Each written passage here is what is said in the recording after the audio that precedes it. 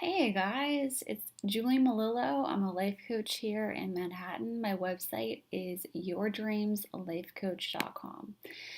I want to talk today about misconceptions about narcissism. I hear this stuff, I read this stuff all the time, and it's so frustrating to me because I just don't think it's true. It doesn't match my experience at all. And I want to give you guys my own personal opinion of what I think is going on.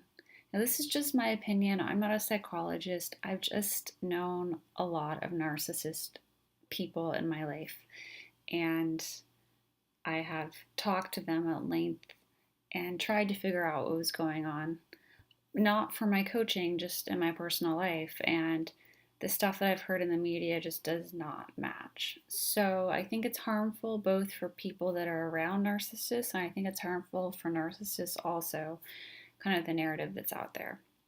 So this is what I personally think. Um, I don't think it's caused by Facebook.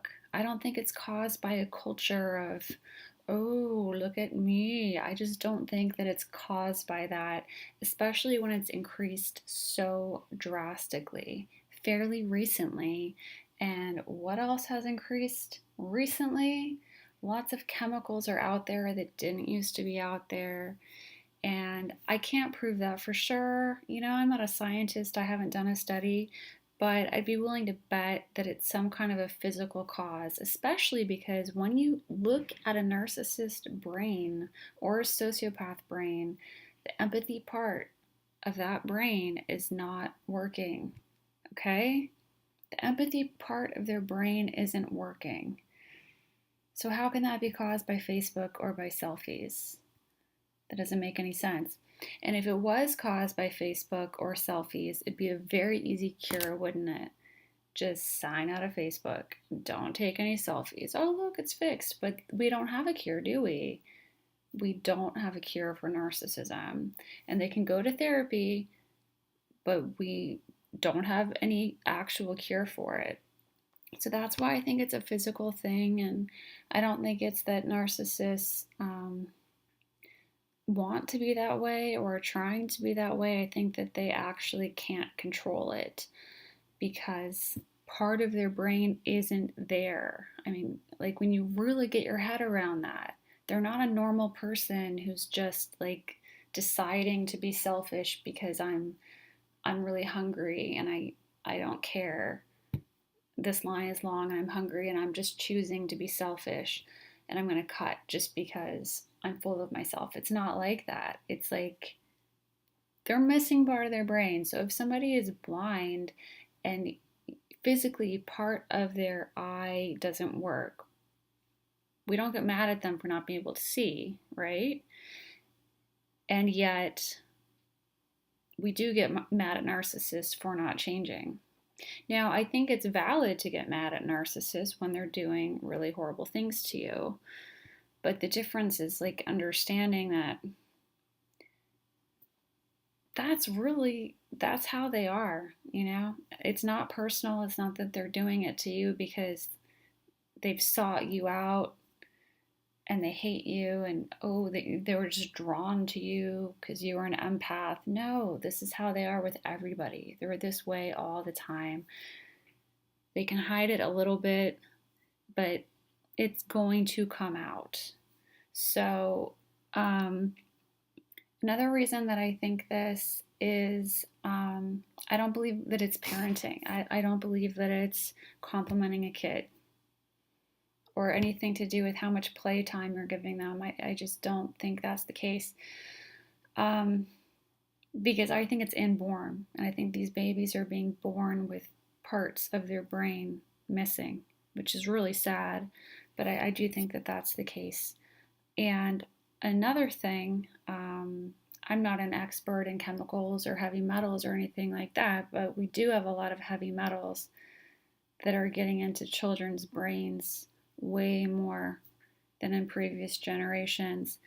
And I think that could easily be one cause. And another thing I think is really interesting, that this is something that I've noticed in families, usually the oldest child is the most narcissistic or is a sociopath, or just has the worst problem with it, and then it kind of dwindles as you go down. And if you have like a bunch of kids, oftentimes the last kids won't be narcissists. um, why would that be? And it's a pattern I just keep seeing again and again and again, that even if they're all narcissists, the oldest one will be the most extreme, overt, in your face narcissist. And as you dwindle, maybe you get like a covert narcissist, and then maybe you get someone who's like insecure and codependent, but they actually have empathy. So it's dwindling. Why would it dwindle?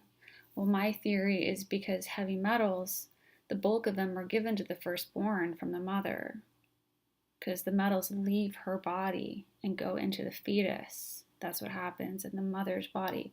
And her body burden of all those metals that she's collected for her whole life go into that baby. And then it goes, down. So the second baby will get the next whatever metals are left. If no metals are left, if they all went to the firstborn, the second might not get any metals. But if the mom has a ton of metals in her body, it's going to go down like that. And, every situation will be different depending on how many metals.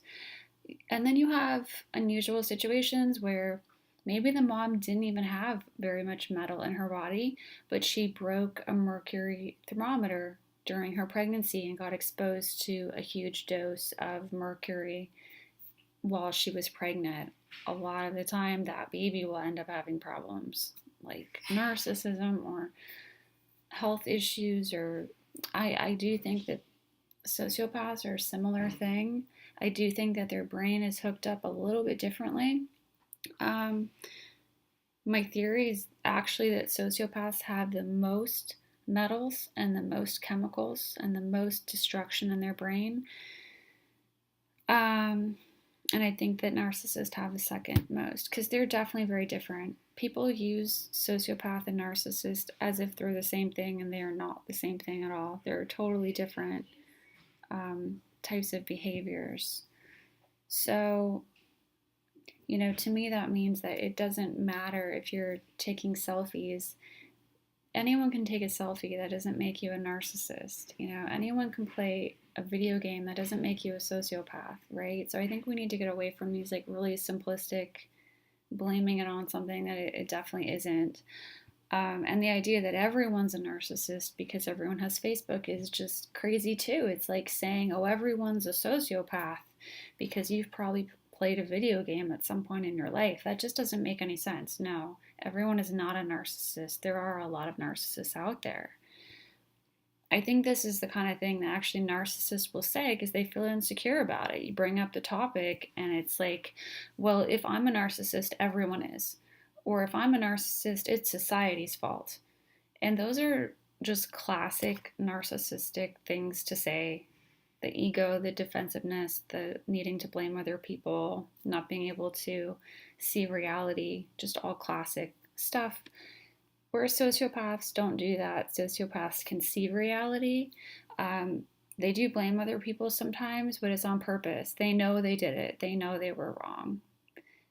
Narcissists often believe their own lies that they're telling, whereas sociopaths know that they're lying and they really don't care. They're just trying to get away with what they can get away with.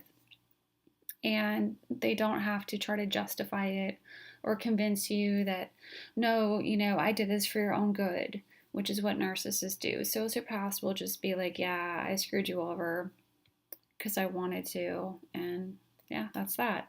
That's really the difference between, like, a narcissist might say something like that, but they would say it on purpose to hurt you. Like, oh, I just don't care. I did this, I did this to hurt you because I just don't care. That's like more how a narcissist would say it. A sociopath would just be stating the facts. Like, yes, I did this, this, and that.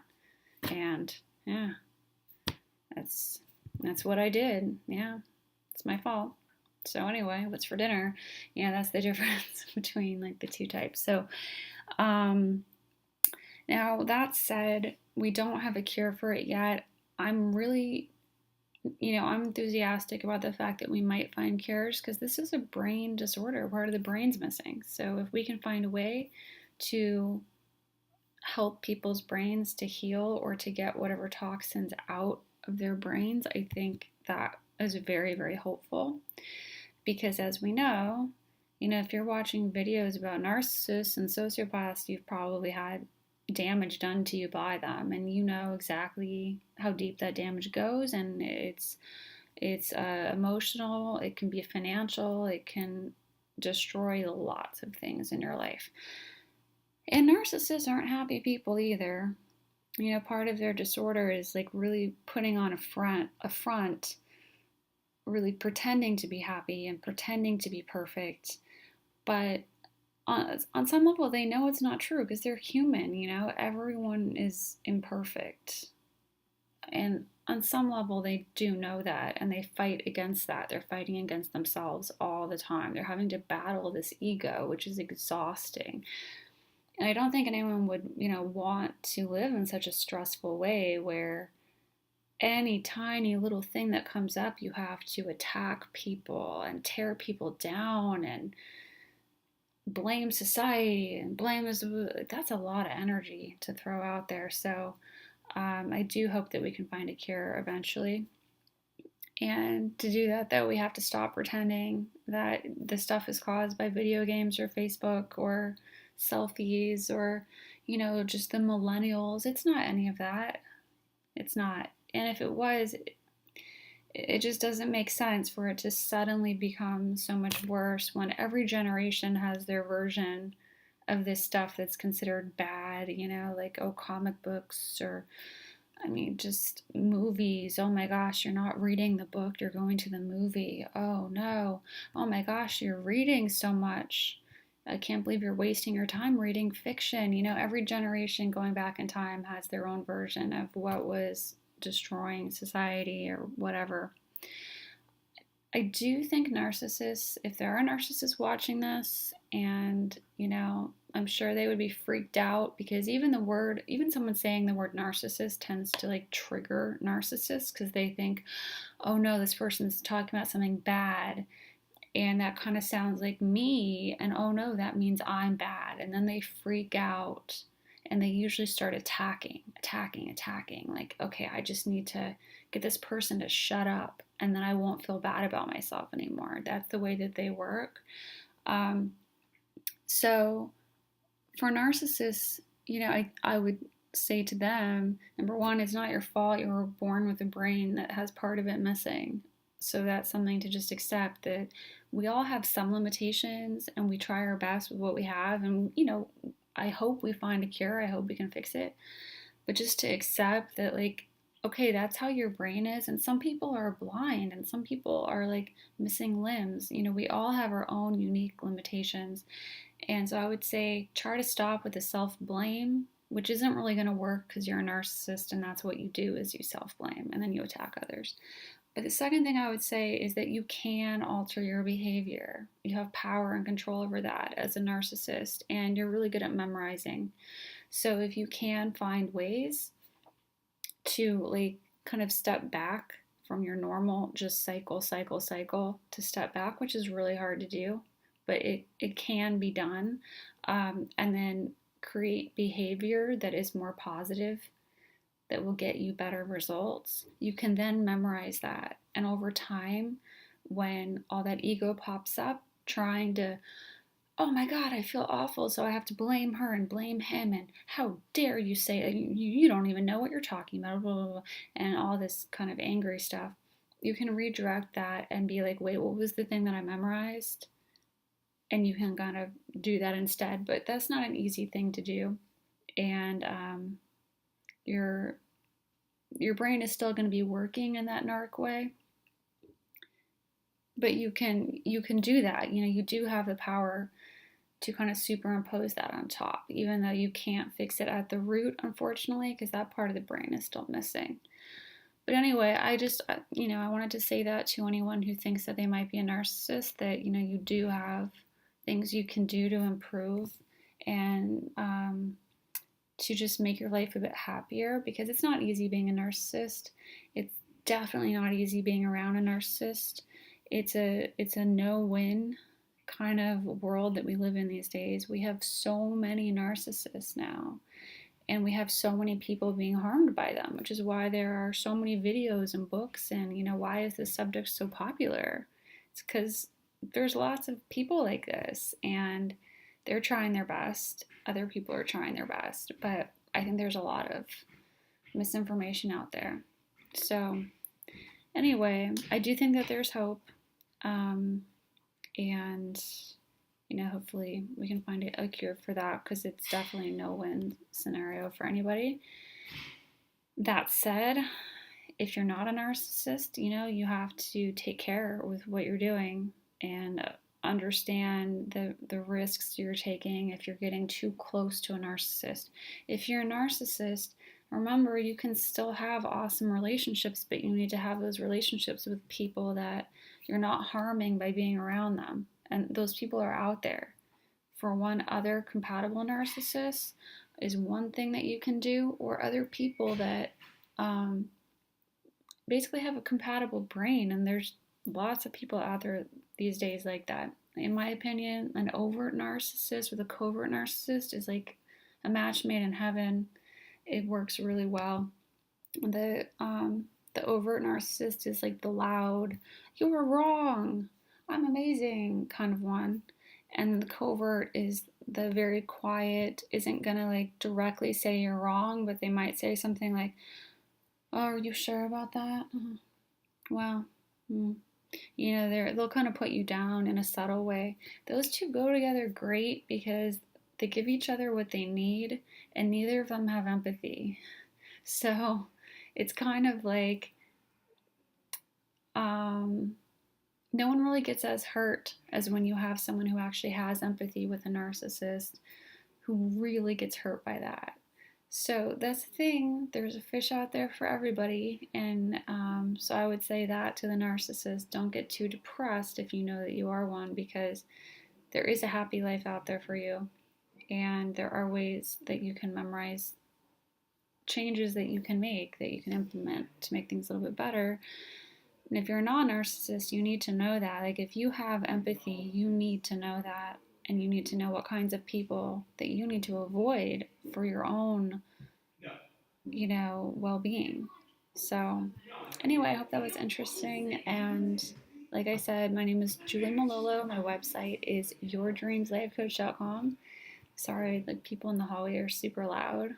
I live in New York, so, it's a loud place. At least there's no construction right now because it's nighttime for once. So anyway, it's a huge awful problem that I'm talking about. On the other hand, it is hopeful, and I hope that we can find some cures for it. And in the meantime, I really would just tell everyone, find your own kind, because it's out there. You have so many people out there that are like you and that will be compatible with you and who will not want to change you, and just you as you are, you click.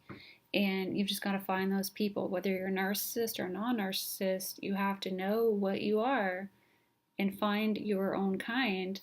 And that way, no one really gets hurt. I mean, yeah, people get hurt in relationships, but it's just not the kind of hurt that happens when you get an empathy brain with a non-empathy brain.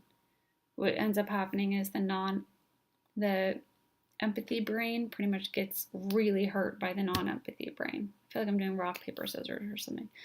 But when you have two brains that don't have empathy, they really just,